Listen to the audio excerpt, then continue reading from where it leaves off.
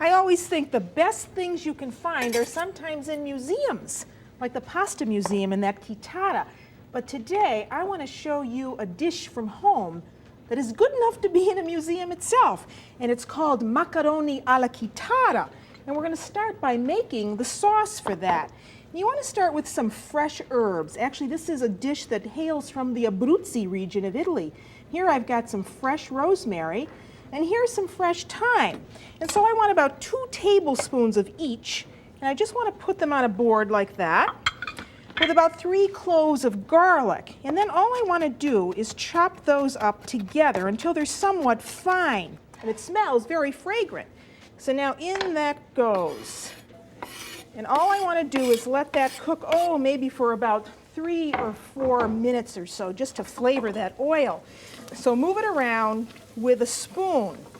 And with that, well, I have to add what makes this characteristically Abruzzese, and that is some peppers. And here I've got some fresh, sweet red peppers, and also some hot peppers. And these are chili peppers, dried peppers, and actually I brought these home from Italy, and these are real zingers, and you can make this sauce either as hot or as mild as you like it. So I'm going to leave them in whole because whenever I have wimpy people over for dinner, then I can just take them out. So maybe I'll just put in 3 or 4 or 5. That's about enough. You could also crush those up if you wanted to. And then the peppers. So in they go, and that's looking very good and smelling very nice. And I just push on those little red peppers because I really love the taste of that. That's peperoncino in Italian. So in go my red peppers and also a bay leaf. And I want to put that in whole. I don't want to chop that up because there's a tendency to really choke on that if it is cut up in small pieces. And you can leave it in, take it out at the end of the cooking. So now while that's cooking down, well, let me talk to you about making the pasta for this. And now to do this, we're going to do it in a well the way my grandmother did it. We're going to cut it a little differently. So let me start with a little bit of flour. Here we have about 3½ cups of unbleached flour. I'm not going to start with all of this because I don't know if I'm going to use it all. Start with about 2½ to 3 cups. And then to it, I want to add some durum semolina wheat. And then you want a pinch of salt. So that was about ½ cup of semolina and a pinch of salt. And all you want to do is mix this up together with your hands. This is the way my grandmother did it. And then you want to make the fontana by just burrowing down into the center. And now you may have to add more flour to this. It just all depends on the size of the eggs. Now to this, I want to add 4 eggs, and I'm using large eggs. I want some olive oil. Maybe about 2 tablespoons, or a tablespoon is fine too. Some people put more, but I think that that's just about enough. And then, with a fork, you want to start beating up those eggs carefully now because you don't want this all to fall out of the fountain, you see. So as you beat, you want to take the flour from the inside of the wall and just keep your eye on the whole thing to make sure that the outside of the wall isn't going to break. And that's basically what that should look like. Then you want to cover that and let it rest. So now let me get this out of the way and wash my hands because now we can go on to the fun part of this. Not that making a well isn't fun, but I think the next procedure is something that all of you should really know about. All right, so there. Now, sauce is smelling really good. Now, to do this, we're going to make the pasta on the chitarra. I was making a little bit earlier, and there's my trademark right there. And this is called a chitarra because it has these steel wires stretched across this frame, and it makes a sound, a musical sound. And this was my grandmother's, and she brought this with her when she came to this country. So this is what we're going to be cutting our pasta on. So now we have to add a little bit more flour to our board, like so. And now I can bring up the rested dough, which I have here. Here's my dough. And you see by letting it rest how nice and soft that is. And now we want to cut that up into 4 pieces. And you really only want to work with 1 piece at a time, so keep the other pieces off to the side as you're working with it. And now to this, to the peppers, I can add my meat.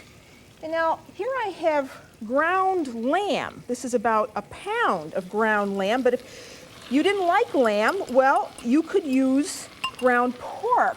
This is something very typical of the cooking in the Abruzzi, to use lamb.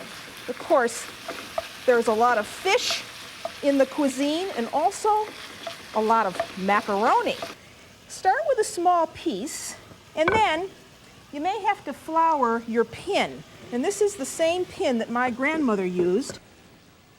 Bring up the chitarra. So I like to do that with a towel. So let me move some of this out of the way. So I put a towel down on a board, and then I bring up the chitarra and place it right on the board like that. And then I take my dough, you see, and put it right over this frame. And now, this is something that would really amuse the kids on a rainy day, so you may want to think about making one of these. And then you take your pin and you roll right over this dough, you see?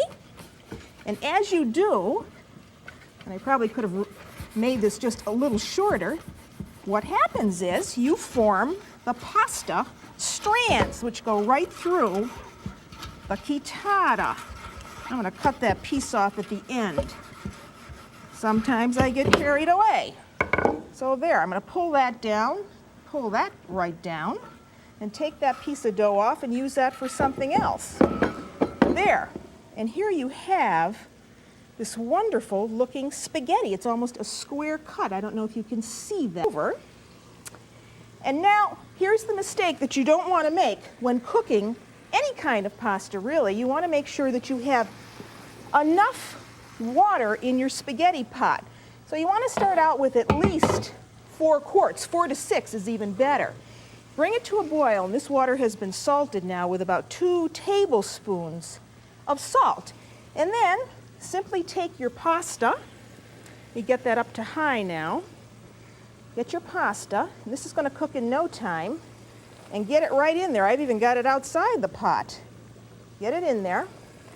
And now I'm going to put the rest of this in because I've made extra for all of you. And now this should be cooked al dente. That means to the tooth.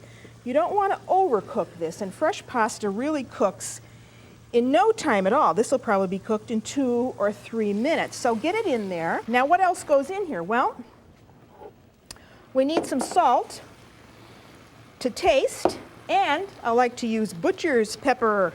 So in that goes. And there's that bay leaf. You see, I'm keeping my eye on it, but I didn't take those red peppers out. No way. I mean the hot ones. They're staying in. And now to this I want to add some wine. You want to add a dry red wine. And this is about 2/3 of a cup you want. That looks like 2/3 of a cup. And just let that cook down for a minute or so. Let me check the pasta again because this is looking better all the time. I think it's got about 1 more Hail Mary to go. And then you need some tomatoes. And here we have about a pound of plum tomatoes, canned plum tomatoes. If you want to use fresh, you can use fresh. I like fresh when I can get good plum tomatoes that don't taste like cardboard. So in they go. And all you have to do now is just let this cook, for about 20 or 25 minutes. Cover it and let it cook. And now I got to take that out because it is ready. So let me move this aside, clean up a little bit, and bring up my dish. Always serve pasta in a platter. So now I'm going to move this to the side and bring up my cook sauce. There it is. Take the cover off. And now what I want to do is scoop some of that into my platter. Always want to put a layer of sauce down first. So look at that. Here's a cook sauce that we did earlier. And that goes right down. on the platter. And I wish you could smell this. It smells absolutely delicious. It is worthy of your best friends. I need another pot holder. Here we go. And this is ready to be drained. And if you don't have one of those gadgets, you have to get one. Our pasta is ready, and I just wish you were having lunch with me, because I think you would really like this. So now I could turn this off. This goes right in there. See that? Clean pot means we did it right. And now you want to add additional sauce right over the top of this. Isn't this colorful? I love this dish. And it's good enough for company. It's good enough for an everyday supper. And then at the end, when you're ready to bring this to the table, well, what you need to put on it is some Pecorino Romano cheese, a sheep's milk cheese, right over the top, just like that. So, there you have it, a dish that's worthy enough to be in a museum. Macaroni alla chitarra.